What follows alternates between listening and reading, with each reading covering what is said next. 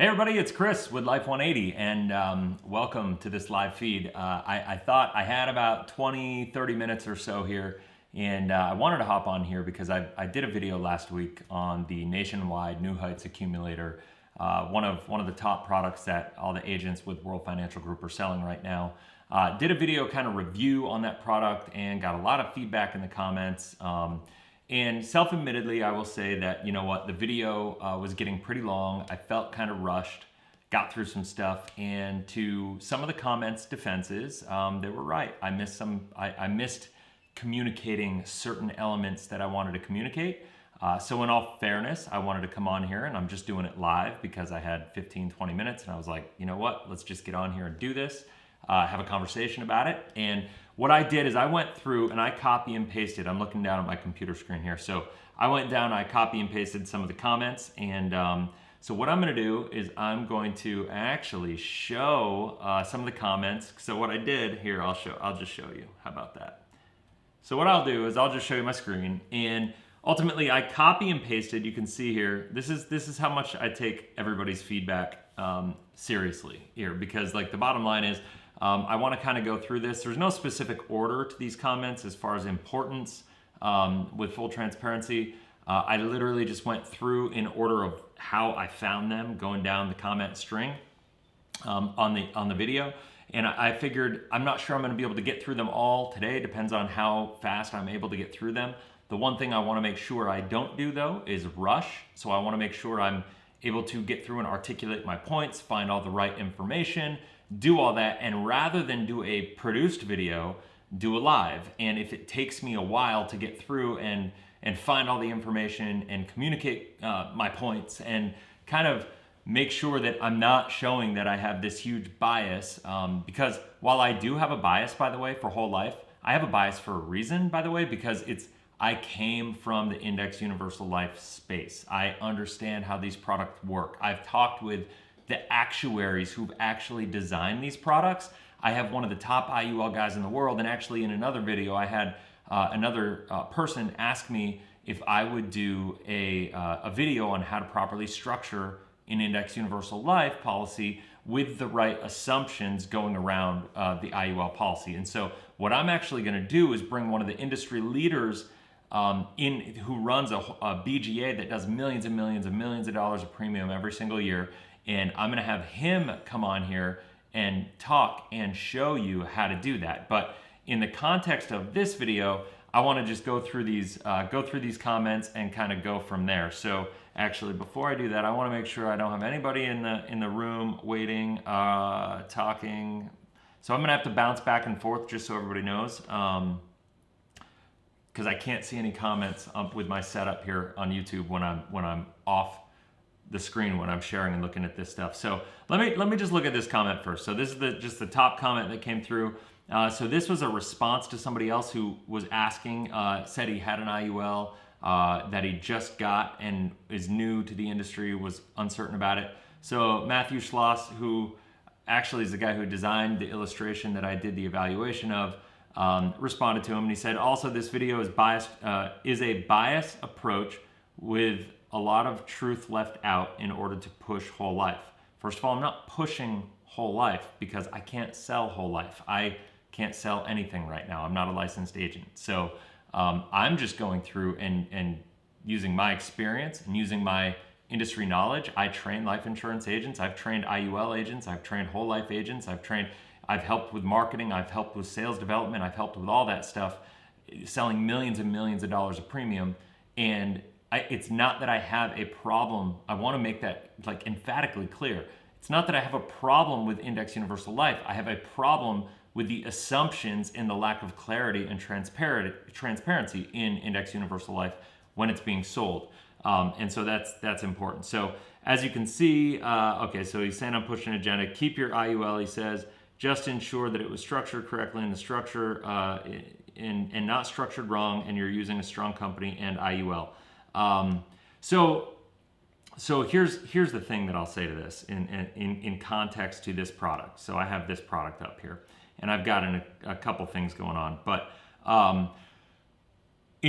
with the accumulator, with the New Heights accumulator, with Nationwide, I get what he's saying. You want to use a strong company. The problem with Nationwide is, yes, they're a great company. They're a Fortune 500 company. Heck, I think they're a Fortune 100 company. But at the end of the day, they're new to the Index Universal Life industry. They're like, this is, and when I say new, I mean less than a decade into this thing. So for anybody to be saying that, oh, I have history with these policies showing that they've worked over a long period of time is absolutely like mind-numbing to me. The fact that anybody can say that any of these Nationwide policies have any history of success, because there's no history period with the company. The company is not even, like, doesn't even have history in general with IULs. And so, let alone this product itself is less than a couple years old. So what, from that perspective, like, I get that, some of the arguments have been, well, I have people that have earned anywhere from 9% to 61% in a given year.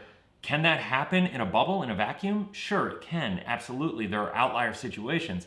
But when you're looking at a product like Index Universal Life, you have to be looking at the long-term play and how the company is going to navigate. So what I would say, how they will navigate every economic environment. And the bottom line is, we don't know anything about Nationwide. The one thing I will say is that this IUL, the Nationwide New Heights Accumulator, is not listed in the top 10 IUL category for any reputable ranking system that I've been able to find. If anybody has something differently than that, with a reputable, and mind you, reputable, something that's not proprietary leaning or based on as far as a ranking system goes, this New Heights Accumulator is not even ranked anywhere on any lists when it comes to top IUL products available on the market. So, like, that's important to understand. So let me see here. Okay, so I just wanted to check that. I'm gonna go back. I'm just gonna check comments periodically every now and then, guys, just because I need to do that. So make sure it's a minimum non-MEC face amount that's increasing until you retire. If someone only relies on one product, it might not be best to take that advice. It creates a biased stance on their opinion. So, okay, yeah, that's fair. I mean, I get where he's going with that, and I agree that there should not be just one product designed to serve people's needs. If anybody's interpreting that I just have one product that I think people should use, that's a misunderstanding, dramatic misunderstanding of kind of who I am and what I believe in, what I do and how I help people. I just believe life insurance is not designed to be a risk-generating product. And IULs, the nature of an IUL is that you're taking on risk. The nature is the life insurance company is shifting the risk where it is in a whole life policy, shifting that risk and putting it on to the insured in the IUL policy. So is an IUL, this is the thing that I think most people just really don't wrap their head around, is a lot of people say IULs can be used for infinite banking, for instance. Well, they can't, because infinite banking, the nature of infinite banking says you have to operate the way that banks operate, right? So if you look at that, go and look at any bank. They're going to have guarantees in their accounts. Well, the nature, and I talk to actuaries who design these products, the nature, the purpose of an IUL is to shift the risk from the insurance company onto the insured, onto the policyholder. So you can't do infinite banking unless you have that foundation that's guaranteed. You have to have it. So anybody that tells you can do infinite banking with IUL is just selling you, trying to sell you something that they don't understand, and they don't understand all the principles behind infinite banking. They look at like how it illustrates and they think it, is going to work. So we'll go with that. I think I'll go to the next comment now because I don't know. I'm not going to beat that too dead. I don't have a biased opinion. There are lots of different strategies and options. I guess I'll end that by saying, IULs are an investment alternative. Whole life is a banking alternative. So my philosophy, and the reason I'm so big on whole life, is because I think people should have money in a safe, guaranteed, liquid account before they go take risk. Too many people take too much risk too early. And to say that, these IULs are are guaranteed, are against risk. And I know I'm not saying that the people, I'm not saying that Matt, for instance, said that they're guaranteed, because he didn't. I'm not saying he said that. But I am saying that there are a lot of people out there that kind of position these products, the IULs, with upside potential, downside protection, and they emphatically, lean on the fact that that downside protection means you can't lose your money.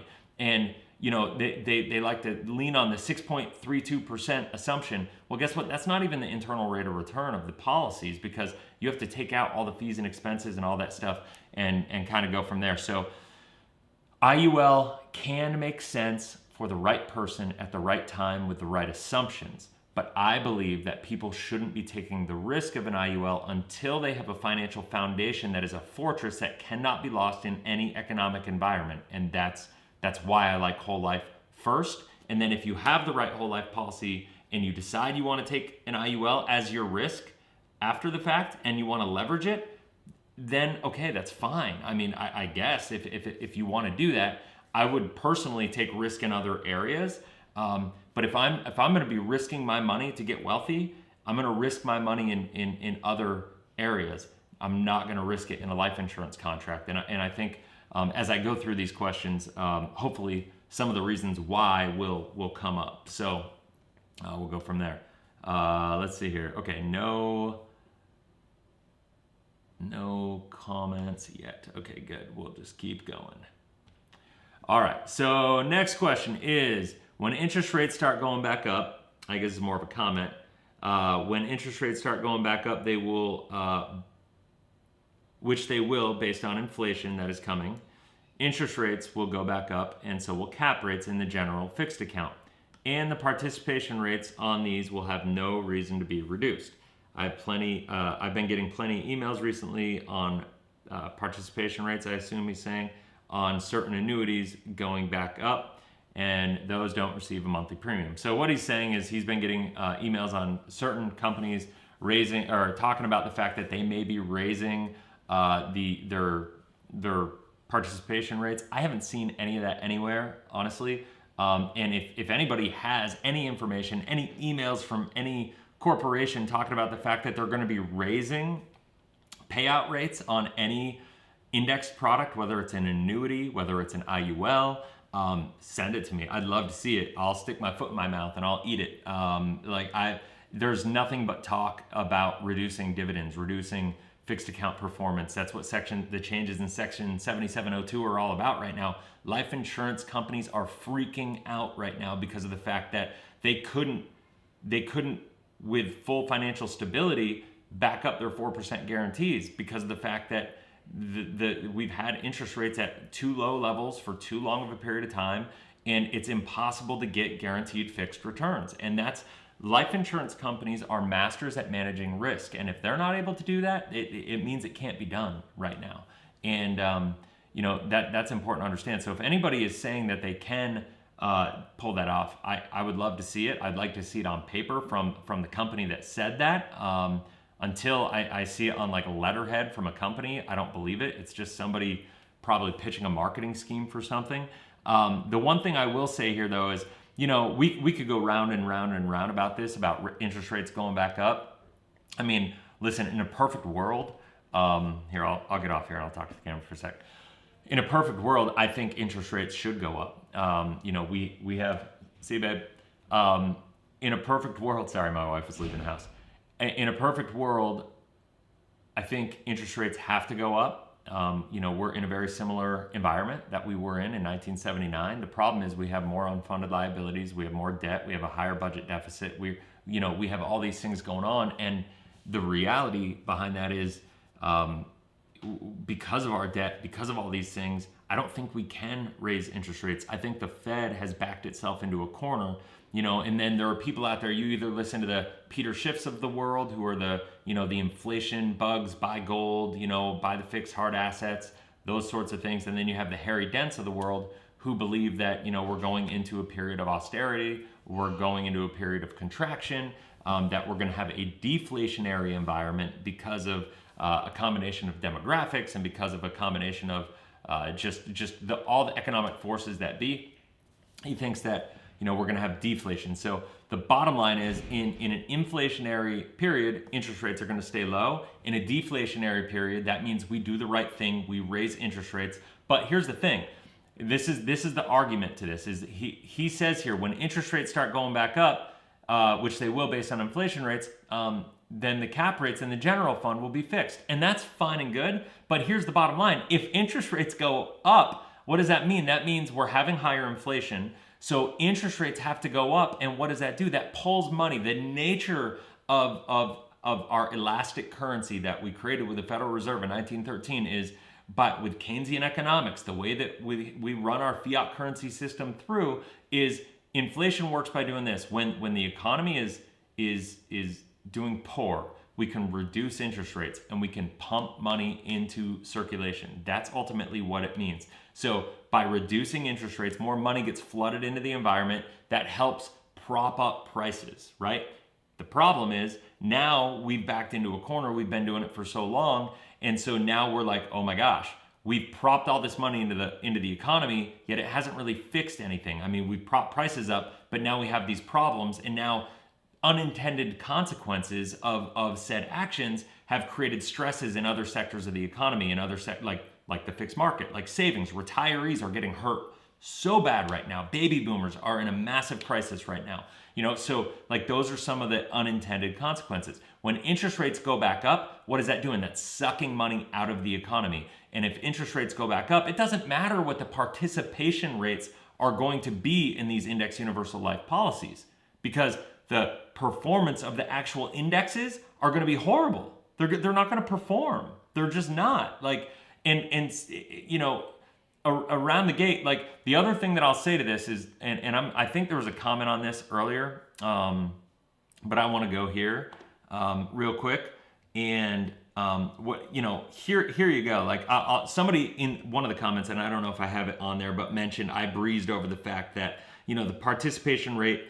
I didn't even mention that there was no cap. Well, I did, but I just talked about it quickly because in these products, what they do is they say, okay, there's no cap on the performance of these indexes, yet there is a participation rate. So there's no cap. So if like for instance, what they do is they say if you're in the 1 year zebra edge right here, it's uncapped. You get 125% participation rate. 100% is guaranteed. So what does that mean? That means you get to perform at whatever the zebra edge performs at. And if it does 10% of a return, you get 125% of that. So your account will be credited actually 12.5% on the cash value inside of your policy. But right here where it says 100% guaranteed, that means they can reduce that cap rate any point in time. Or they can reduce the participation rate the same way they could reduce a cap rate. So they've given themselves all sorts of flexibility. And if you look at this 2-year JP Morgan Mosaic 2, it's 190% right here. They can reduce it to 125%. So that's basically saying if you earn 10%, if the JP Morgan Mosaic 2 index 2-year did 10% return, then they would have had a 19% credited to there. But they can reduce that, excuse me, they can reduce that to the 125%. And so, and on that, I'm also going to answer, so I think I answered that clearly. I do want to check comments just in case somebody's tagging along with me on this one. So, okay, cool. So, oh, Mark, thank you. Absolutely correct. Thank you for the support. I'm not sure what I was saying when you said that, but thank you so much. If anybody has comments or whatever, I am bouncing back and forth. I am going to try to answer them all as much as possible. And I hope you guys appreciate this. Like, I'm trying to be as vulnerable and real as possible with this. Like, the one thing I don't want is people coming at me saying like, I'm just trying to push an agenda. My only agenda is educating consumers and protecting people. I've been doing this a lot longer than any of these people that are fighting with me on here. And I guarantee you, I understand this stuff a lot more. And I guarantee you that I'm the only one in this scenario that doesn't have an agenda to actually sell you something. Like, anybody who's here backing these up has an agenda to try to go out and sell it. So You know, I just want to make sure that people are really understanding this stuff. So here's something that's really interesting to me. So this is the part, like the lack of transparency in these illustrations. Now, if you read all the fine print, you can find all the information. However, look at this. It's a 42-page illustration. So most of the people who are buying these, by the way, wealthy people for the most part are not buying these policies. Not with these assumptions, certainly. I guarantee that. And that's why I'm saying the guy that I'm talking about bringing on to show how to design Index Universal Life, he deals in the super high net worth area and he utilizes IUL. And he and I disagree. I think I'd use whole life over IUL, but I still respect the guy because I know he does things the right way. And he's really clear with people like, I'm going to set the expectations for this. I'm going to build it so it's going to show you worst case scenario and, you know, of what I think is worst case scenario within all reasonable expectation. It can still perform worse than that because none of this is guaranteed. But by me showing you this, if you're happy to fall within that certain level of risk tolerance, there is still going to be some upside on it. And so that might be, if it were sold that way, then I would be okay with that. But selling these with this 6.32% assumption as it has in this column, the maximum permitted illustrated rate, like that's the thing to me, is that that's the maximum permitted illustrated rate, right? Like that's not saying that's what you should expect. That says maximum permitted illustration rate, and all the agents have been told and taught that like that just kind of makes sense. Not all, but most agents sell based on that because honestly, if you start marking it down lower, it doesn't perform well. It just doesn't. They don't perform well at all. So the one thing, okay, just to be clear here, I want to circle around this, and I'm trying to say I'm not trying to rush this stuff, right? So I want to make sure I get this dialed in. But the participation rates, if you look at the S&P 500, the cap on that is 9.5%.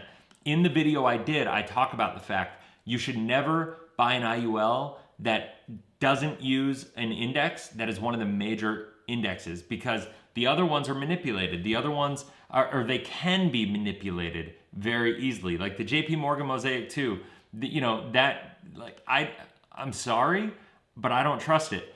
I know it's not a proprietary index. I wasn't sure when I launched the video what the case was. I've done a lot more digging. That it doesn't look like it's a proprietary index. I can tell you with 100% certainty, the Zebra Edge Index is a nationwide proprietary index. And so to me, never put your money in a proprietary index. It's just created for these to keep the cost of options low for them. That's ultimately what it does. Now, you know, somebody said that, well, and actually, you know what? I want to do this real quick. I have this up. Hold on one sec. Let me, I had something else going on here. Go there. All right. So, and I did a video on this, but I want to just say, so the fixed rate account for Nationwide, somebody said was 2.75%. I haven't looked it up, but that's what they said it is. So if you had a $10,000 premium, if you're not familiar with how they do the options, if you had a $10,000 premium, what they do is they know that your $10,000 premium is going to provide $275. That's what they're going to get for a return on it. That's not very good these days, but that's just the environment that they're working on. So how do they get the options? What they do is they take this and they say, okay, how do they give you the 0% floor with all the upside? They take these options and they buy, or they take this $275 and they buy call options with it, right? Now, here's the problem. That $275 obviously doesn't get you very much, and that's in 2021. Back in 2010, you know, that $275, because of the 2.75% general account return, would have been more like $600, right? So you could buy a lot more call options, you know, with that money, right? And if you did that back then, those 600 call options, that's how they gave you more upside, because the more call options you buy, that obviously the more you're participating in the market, the more upside you have. So here's the problem. Here's why companies are doing this, and I'm just reiterating this a little bit, is because with all the day traders and people doing the options trading right now, the cost of these big indexes have gone really through the roof, I mean, in the past decade. So on top of the fact that we've had a reduced interest rate environment and a low performing fixed market, which has put a lot of stress on the IUL companies, we've also had an increase of the cost of options on these major indexes. So there's been a like a complete crazy madness over the past 5-6 years on all these creations of alternative indexes that nobody's really trading options on except for IUL companies, and they're buying these options. And you know, even though the JP Morgan Mosaic Index may be available, maybe whatever,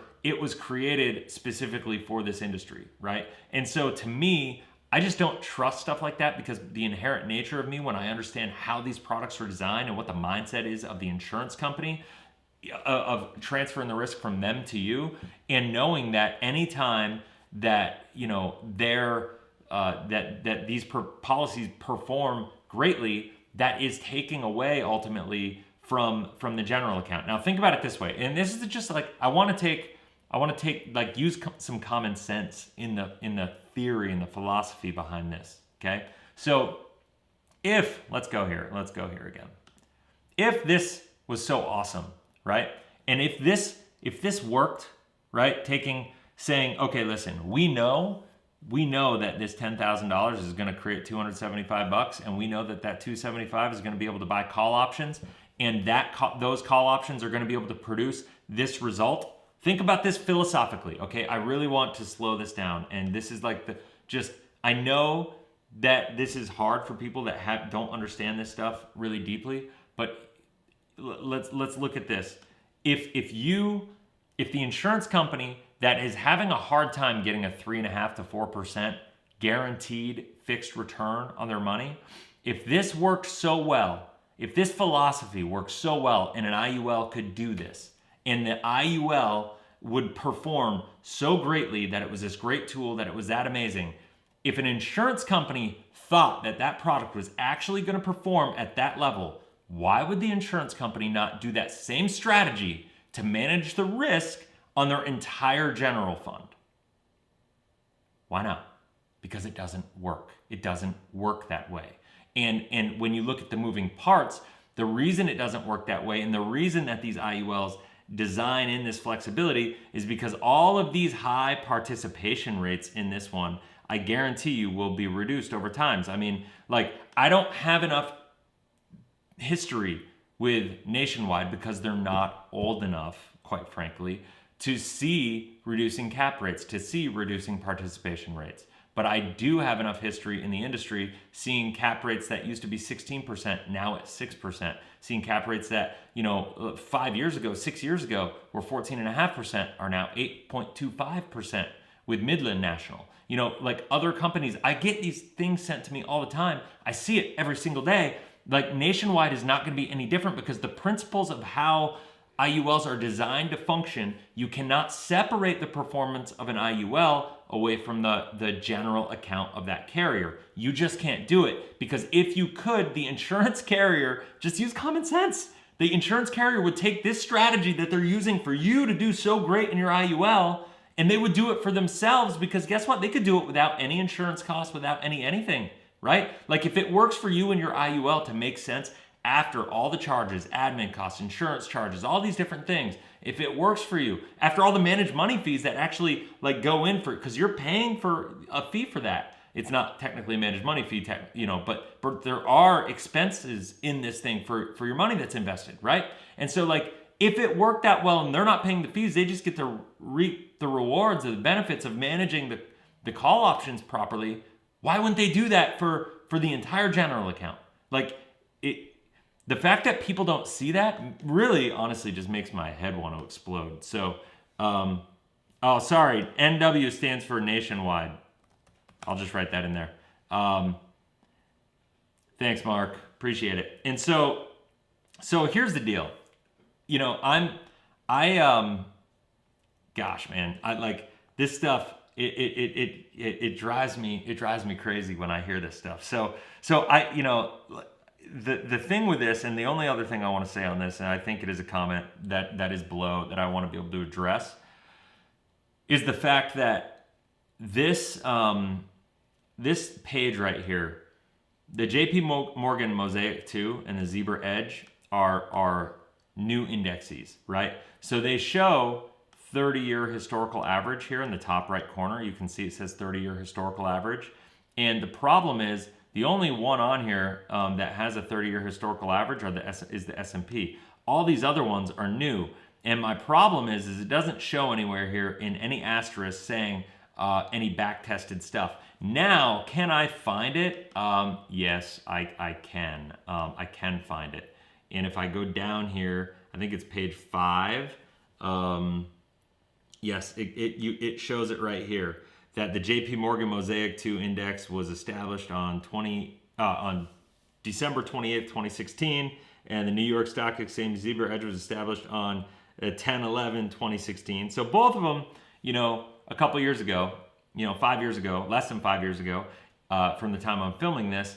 And so, like, when you look into that, like, you realize, okay, yes, you can find it in the fine print, but most of the people doing these policies are not that sophisticated. Most of the agents aren't that sophisticated. Most of the agents, if it's not like right in their face, they're not trained about that. They just go to look at this page because this is, let's face it, graphically, we just look at this and they just go to this and they go, whoa, look at the 190 participation rate. That's awesome. Look at the 30-year historical average is 10.52%. So that makes this look really reasonable. Well, I would be really curious.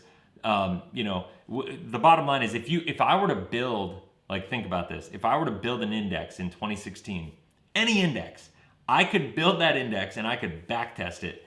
And I could just run back tests to see what index makes the most sense. But if you're like me, what do I always say to people? I'm saying the last 40 years is not an indicator of what the next 40 years is going to look like. In fact, it's almost a guarantor that it's not going to be the case, because in 1980, the federal funds rate was increased to 19%, right? So from 1980 to 2009, we lived in a declining interest rate environment. How asset prices increase, what types of investments are good, and all that stuff over, during that time frame, during that environment when interest rates are going down, the right thing to do is a different scenario. You need different assets, you need different allocations, there are different performances for different types of investments. But when you're at a flat interest rate environment, in a low interest rate environment where it's flat and it has nowhere to go but up, back testing that doesn't matter. Like, how often they reallocate and all this stuff, I really couldn't care. It's not proven.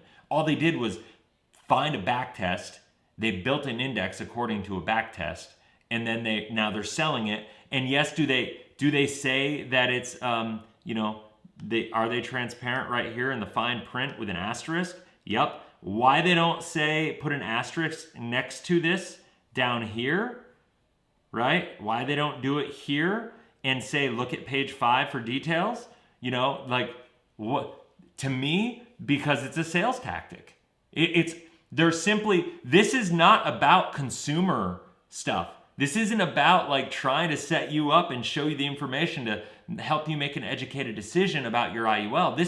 This illustration, and this is none of the agent's fault. This is nationwide. This is the industry. This is the toxicity of the IUL space right now, with these insurance companies freaking out and trying to shift the risk from them to the policyholders. And so, like, this right here, these are just bad assumptions. And now, is this product horrible? No, it's not horrible, but it is horrible with this assumption. So if I would see this be run at a 4% assumption, I might take the risk on it if I were happy enough with the performance at a 4% assumption, right? Like, so that's just kind of something to take into consideration. Like, that mindset, to me, that is just like overtly lack of transparency that is designed for marketing purposes for the agent to be able to sell. And the facts are, most agents have never read through one of these entire illustrations and gone through line by line by line to really understand what they're selling. And, while you can find that stuff, to me, it just should be, it should be covered. So, all right, I'm going back and I'm reading. Oh, Mark, you retracted a message. I'm not sure what you said, but hope it was good. All right. So here we go. Let me see if I can move on. So anyway, I think I answered that. I kind of went on a little bit of a rant, but I can't help myself. Let's see here. So I think I'm gonna have a chance for one more. I'm going way longer. My wife's gonna kick my butt because I got to get to a party at my neighbor's house. So the way I explain loans and how they work are inaccurate. and you completely skipped over the part where it says the interest credited to the index segment may be higher than the illustrated 5%. So basically the illustration in the income years is showing 5% loan interest rate and crediting 5% to the index segment. That does not mean someone only is going to get the 5% credit to their account. No, so the indexing years, okay, so here we go. So here's the problem. This is the challenge. Here, let me see if I could find where I need to go for this. So this is the one that was made for me, and this is my challenge with it. So there's a couple things here. So when I go here, let me go page 16, I think is where it is. Yes, I'm gonna zoom in. Okay, so this is, I showed this on the other video. It kind of drives me crazy. But this illustration was not run showing income. And this is a bit of a, you know, I'm not going to attack him too hard. I mean, there's a chance he just was being lazy because he knew I probably wasn't going to buy from him, and he just tried to slap together an illustration for me. And if that's the case, I get it. But if you're a consumer and you're looking at one of these as an alternative solution for you, you know, potential solution for your finances, what I would say is you need to look, never have one of these illustrations run for you without having income run on them, because when you do, they're all the illustrations are coded and templated based on different options that you use in it, different riders, different uses of the policy, and they don't give you everything that you need to know if you don't use it. So like, there's no reason, for instance, anybody's going to buy an IUL without wanting to use it for income. Every single person that buys this specific product, I guarantee, like maybe not every person, but 99 out of 100 people that buy this New Heights Accumulator IUL with Nationwide, they're going to buy it because they want to use it for a tax-free income distribution vehicle, right? And so to run it without income being shown on it is deceitful, because of the fact that when it eliminates a lot of the scary copy. That's quite frankly what it does. It eliminates a lot of the scary copy. So if you read this, it talks about, you know, I understand the illustration, it's not guaranteed. Premium showed in the illustrations to show Nationwide how much premium I intend to pay, because interest credited on non-guaranteed basis varies over time. It's rarely the same year over year and may be limited to the guaranteed minimum for extended periods of time. I understand I may be required to pay additional premium to meet goals and or prevent the policy from lapsing. Okay, I get that, and like that's just the nature of IULs, and inherently that's why I'm okay, run them at 4%. That'll protect people, fine. I think I would be happy with the risk if I were good enough seeing a 4% assumption in this. I'd be okay with that after all their ability to manipulate all the different fees and whatnot. But the problem is this, is that as soon as you put income on this thing, this is what it looks like. I've received a copy of this illustration and understand that the non-guaranteed element, so it goes the same stuff, it says a lot of the same stuff, but right here, it goes, I requested illustration of one or more alternative loans. So this is where it gets in. So when you request an illustration and they know you're going to use it for income, they show you these different elements to it. And they say and they understand that with it, while an alternative loan has the potential, see, this is where he said, I didn't even mention it. I mentioned it because I read this word for word, has the potential to credit interest at a higher rate than the corresponding loan interest charge rate. There is also a significant risk that the alternative loan interest credited will be substantially less than the corresponding loan interest charge rate, which I understand significantly increases the risk that I may be required to pay additional premium or make loan repayments to meet my goals and or prevent the policy from lapsing. I also understand that this illustration is not a contract, so everything else is the same, right? So like when you look at that, like that part alone to me is man, I don't understand. Hold on one sec, I got a comment here. So if and when the insurance company increases the internal mortality charges inside the IUL closer to the guaranteed mortality charges, it all blows up. Yeah, Mark, that's 100% right. And nobody wants to talk about that. You know, but the reality with these policies is, you know, they have the ability to manipulate, and I've done this, the 5 levers that insurance companies use to make sure your policy will never perform as illustrated. They can increase admin charges, mortality charges, you know, cost of insurance. They can reduce cap rates. They can reduce participation rates. They can, there's all sorts of different ways that they can kind of, you know, manipulate everything. But, you know, so I want to get through this loan thing real quick. And talk about that. I gotta find the page that it's on, because where they go through this stuff. Oh yeah, here's another one. So I gotta get to page 9. Hold on one sec. Page 9. Okay, so here we go. Same to same, like to like. There we go. So this just goes to show, this is kind of what I was speaking to a little bit before. So when you use an alternative loan, some people would call it an index loan. When you use the alternative loan, as they call it in this New Heights, other policies, other companies would call it an index loan. Right now, they're illustrating it based on 5%, right? So here's the bottom line.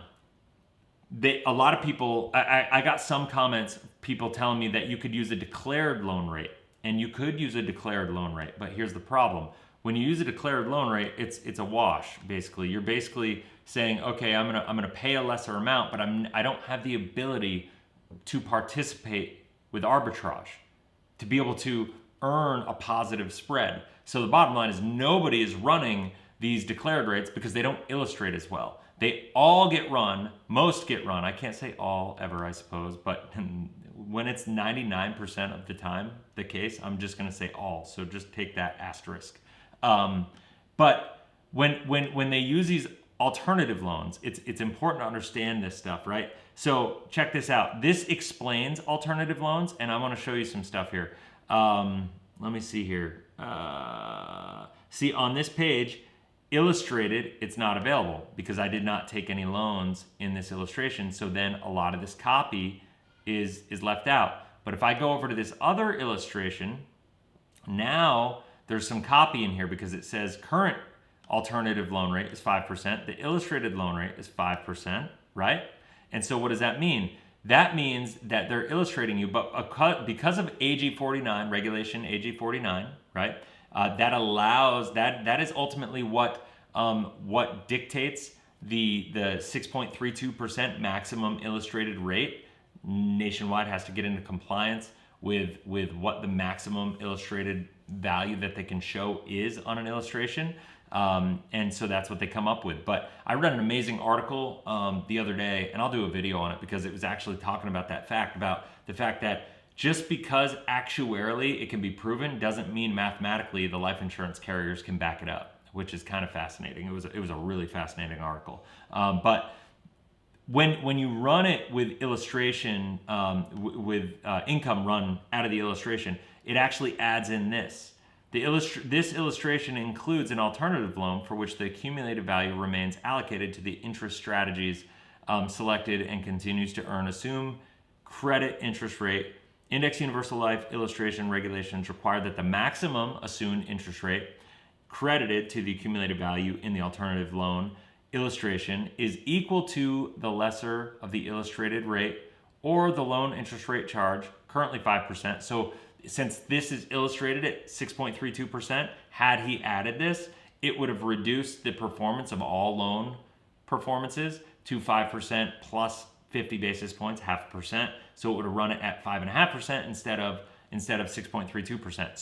So here's the deal. They said I didn't explain the loan rates properly. Well, I breeze over the declared rate because that's just a wash loan, and I'm sorry, but nobody's illustrating them like that right now. And quite frankly, just a lot of people don't do well in that scenario because, well, there's a lot of reasons for that, and they certainly don't illustrate as well because this is showing they build in arbitrage, they build in a positive performance based on this. But the problem is, while the account can get a better crediting, so like for instance, 1 year that a policy, if you're paying 5%, I'm just trying to think of how to wrap my head around this. Let's talk about this, by the way. Actually, I want to talk about this.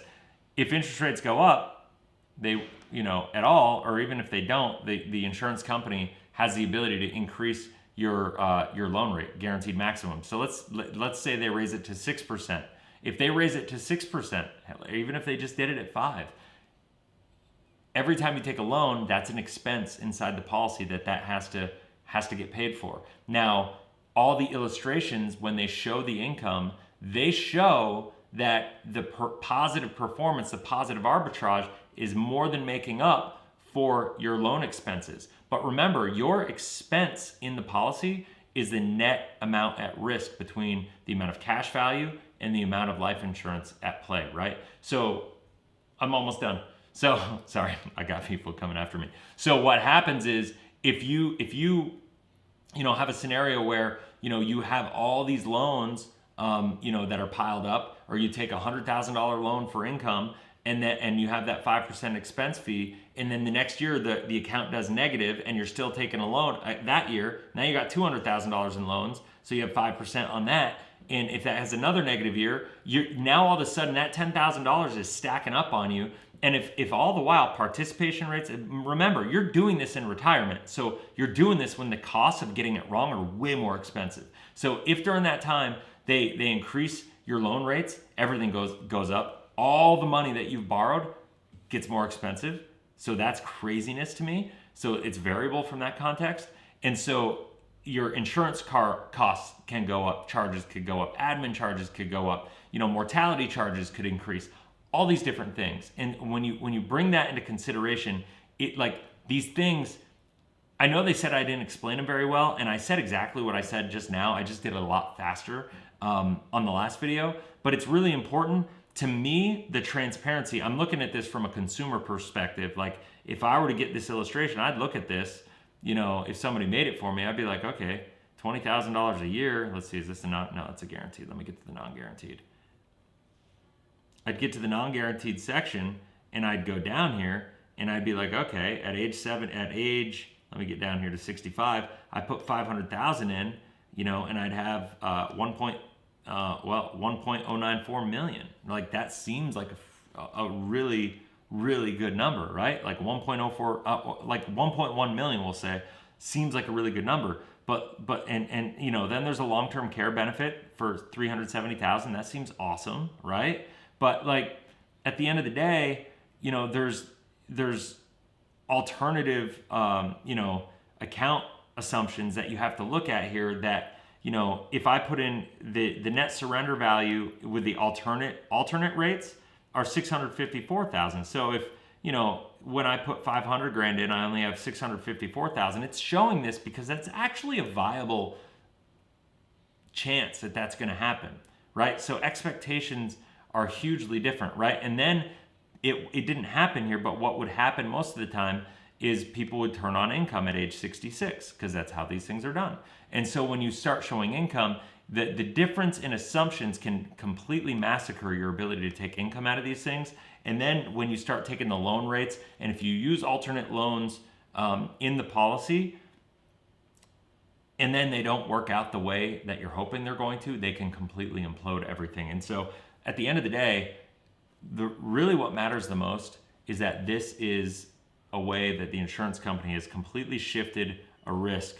IUL illustration is often a lie by omission, 100%. So anyway, I know I have more questions. I'm gonna go through, or I have more comments. I'm gonna X these ones off that I talked about. And then I'll get more. I literally have probably another 8 comments that I didn't talk about. So I'll try to do another live here shortly. Maybe tonight, maybe tomorrow on the holiday. I'm going to be in the studio working, so I might take a little time to do that. But anyway, if you are a veteran, I just want to thank you for your service on this weekend. Like I've got a family of military, of men that served in the military, both in the Air Force and the Army and the Marines. And so I just honor you, for your service. And I just, we live in, I don't care what anybody says, we live in the best country in the world on the face of this planet with all the craziness and stupidness that's going on in this world right now. Like just, America is just an amazing place. Like most places we wouldn't even be able to have these debates, right? Like, I mean, it's a different thing. So I just feel blessed that we're even able to have these conversations, and we owe all that to all the people that have fought and died for this country. And God bless them. So anyway, all right, Mark, I'm going to get going here, but you're very good at this, and it's important stuff to get out there for people. Thanks, man. Will do. Appreciate all the help. Everybody that was here live, thank you. God bless you guys. Have an amazing holiday. I'll see you in the next couple days, but until next video, have a blessed, inspirational weekend. Enjoy that holiday, and we'll see you on the next video. Take care, guys.